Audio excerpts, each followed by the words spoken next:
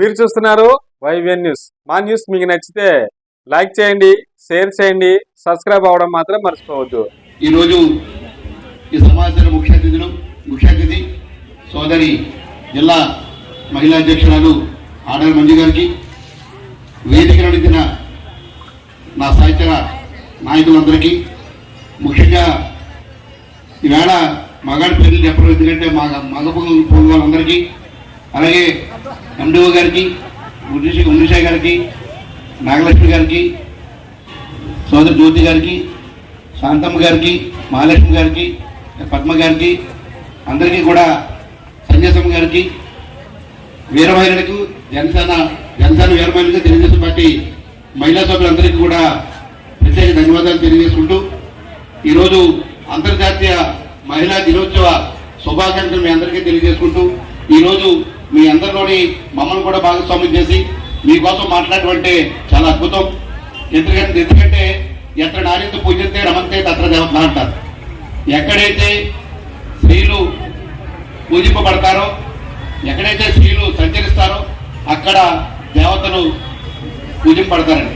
మరి అలాగే ఇక్కడ మీ అందరి దేవతల మధ్యలో మేము ఈ కార్యక్రమంలో పాల్గొనడం చాలా ఆనందంగా ఉంది. ఈరోజు చాలా మంది పెద్దలందరూ కూడా చాలా విషయాలు చెప్పారు. ఆ విషయాలన్నింటినీ కూడా మీరు శ్రద్ధగా విన్నారు. వినడమే కాదు, ఇప్పటి వరకు ఈ ప్రభుత్వాలు ఏం చేశాయి, గత ప్రభుత్వాలు ఏం చేశాయి, ఎలాగా మనం ముందుకెళ్ళడానికి ఎవరైతే సహకరిస్తున్నారో వాళ్ళందరినీ కూడా దృష్టిలో పెట్టుకోవాల్సిన అవసరం ఉంది. మరి వాళ్ళ చంద్రబాబు నాయుడు గారు అధికారంలోకి వచ్చిన తర్వాత మరి గతంలో మీ అందరికీ తెలుసు, మరి వంట చేసేటప్పుడు కన్నీళ్లు పుల్లలతో వంట చేసే కన్నీళ్లు మైల్ కంట్లో చూడకూడదని ఆ రోజు గ్యాస్ కనెక్షన్ ఇవ్వడం కానీ, మరి అలాగే వెలుగు ద్వారా మరి డ్వాక్రా రుణాలు ఇవ్వడం కానీ, మరి డ్వాక్రా సంఘాలు ప్రవేశపెట్టడం కానీ, మరి అలాగే అంగన్వాడీలని మరి టీచర్లు అంగన్వాడీ సెంటర్లు పెట్టి మరి పిల్లల భవిష్యత్తు కోసం అంగన్వాడీ సెంటర్లు పెట్టి మహిళని ప్రోత్సహించడం కానీ అనేక కార్యక్రమాలు ఇవాళ తెలుగుదేశం పార్టీ వచ్చిన తర్వాతే జరిగిందన్న సంగతి మీ అందరికీ తెలుసు. మరి అలాగే తెలుగుదేశం పార్టీ పుట్టిన తర్వాత మన నందమూరి తారక రామారావు గారు వినీలాకాశంలో రారాజుగా వెలుగుంది, రాముడుగా కృష్ణుడిగా అనేక పాత్రలు పోషించి ఈవేళ తెలుగుదేశం పార్టీని స్థాపించి ఆ రోజు మహిళకి పురుషులతో సమాన హక్కు ఇవ్వాలని చెప్పి పోరాడి మరి జీవో తెచ్చిన మహానాయకుడు నందమూరి తారక రామారావు గారు. అటువంటి నాయకత్వంలో ఈ రోజు మహిళలందరికీ కూడా మరి ప్రత్యేక మహిళలందరికీ కూడా అప్పటి నుంచి కూడా ప్రభుత్వ పథకాల ద్వారా మహిళలు ఏ రంగంలో ఉన్నా సరే ఉన్నతిగా ఉంచాలన్న ఆలోచనతో మరి ఇవాళ మహిళలకు అనేక పథకాలు చెప్పడం జరిగింది. మరి ఇవాళ మీకు విషయం తెలియాలి, ఇప్పుడు వరకు మన ఈ ఆర్థిక సంవత్సరంలో మన ఎన్ని రుణాలు ఇచ్చిన తెలిసే నియోజకవర్గంలో 410 కోట్ల రూపాయలని రుణాలుగా అందజేసిన ఘనత ఇవాళ తెలుగుదేశం పార్టీ ప్రభుత్వానికి తెలుస్తుంది.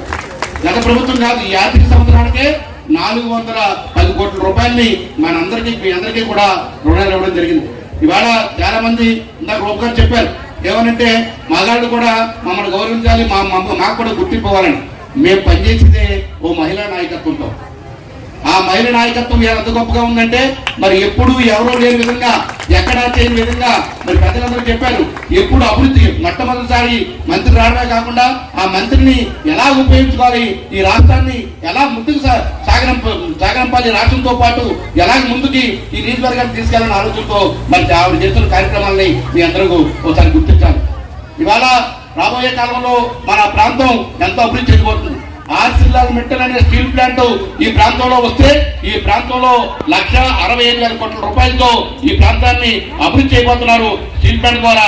ఆ స్టీల్ ప్లాంట్ లో లక్షలాది మంది ఉద్యోగస్తులు పనిచేయబోతున్నారు. అందులో మన పిల్లలు మరి పక్క నియోజకవర్గంలో ఉన్న పిల్లలు కూడా పనిచేసే అవకాశాన్ని కల్పిస్తున్నారంటే అది చంద్రబాబు నాయుడు గారి దయ వల్ల, పవన్ కళ్యాణ్ గారి దయ వల్ల, లోకేష్ గారి దయ వల్ల, మరి మన తల్లిదండ్రుల దయ వల్ల అని చెప్పి తెలియజేసుకుంటున్నాను.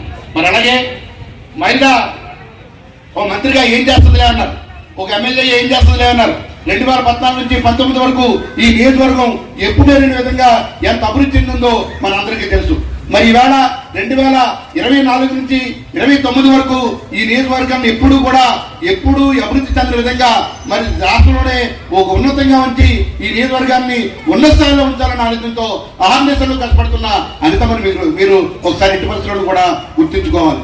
ఎందుకంటే చాలా మంది వచ్చారు, చాలా మంది ఎమ్మెల్యేలు చూసాం, వచ్చారు, ముద్దులు పెట్టిపోయారు. కానీ ఈవేళ మహిళలను ముందుకు తీసుకెళ్ళాలి, మహిళలతో నేను సమానంగా ఉండాలి, ఎంతమంది ఉన్నప్పటికీ కూడా మహిళను ముందుకు తీసుకెళ్ళాలి ఆలోచనతో ఈవేళ ఒక మహిళ మా అందరికీ ఆదర్శమై, మీ అందరికీ ఆదర్శమై ఈ నియోజకవర్గాన్ని ముందంజలో తీసుకెళ్తున్నందుకు వారు ప్రత్యేక ధన్యవాదాలు తెలియజేసుకుంటూ, మరి అలాగే ప్రతి విషయాన్ని కూడా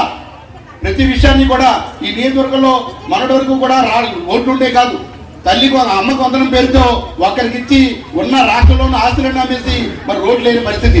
ఈవేళ తల్లికి వందనం పేరుతో ఎంతమంది ఉంటే అంతమందికి తల్లికి వందనంతో 15,000 ఇచ్చి ఈ నియోజకవర్గంలో ఉన్న రాష్ట్రంలో ఉన్న అన్ని రోడ్లని బాగు చేసే మరి ప్రభుత్వం అంటే అది చంద్రబాబు నాయుడు గారి యొక్క ఆలోచన అని చెప్పి తెలియజేసుకుంటూ, మరి అలాగే రాబోయే కాలంలో మనకి ఒక స్టీల్ ప్లాంటే కాకుండా ఈ నియోజకవర్గంలో అనేక వెల్డ్రెక్స్ కంపెనీస్ కానీ అనేక మరి అది కాకుండా మహిళలందరికీ ఉపయోగపడే విధంగా ఒక టాయ్స్ ఫ్యాక్టరీని కూడా తీసుకురావడానికి మరి ఆల్రెడీ చర్యలు తీసుకోవడం జరిగింది. దానికి మరి భూశాఖ కూడా జరుగుతుంది. మరి ఇటువంటి సందర్భంలో మీ అందరికీ రాబోయే కాలంలో ఎవరికి ఏ ఇబ్బందులు లేకుండా, ఆర్థిక ఇబ్బందులు లేకుండా మరి ముందుండే మరి మనందరం కూడా ముందుండే పరిస్థితిని మరి అందుకని తీసుకొస్తున్నారు. ఆవిడకి ప్రత్యేక ధన్యవాదాలు తెలియజేసుకోవాలని చెప్పి కోరుకుంటూ, మరి అలాగే